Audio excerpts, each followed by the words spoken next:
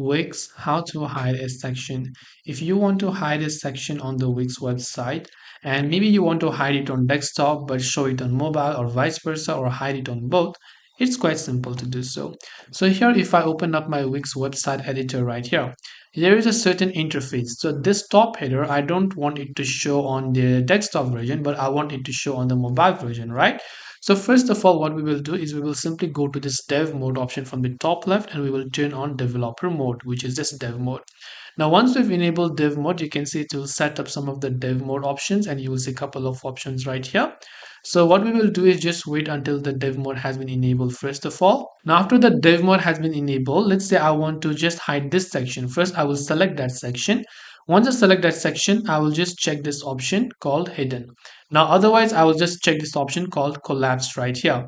So once I've done this in collapsed and I click on the preview option, if you see from the top right, so what happens is when I go to the preview option from the top left and just view it, it will basically hide this section whenever I'm on the desktop version, as you can see. Now, as for the vice versa, right, which means you want to basically not show on desktop, but you want to show on mobile. From the top left, you want to go to mobile.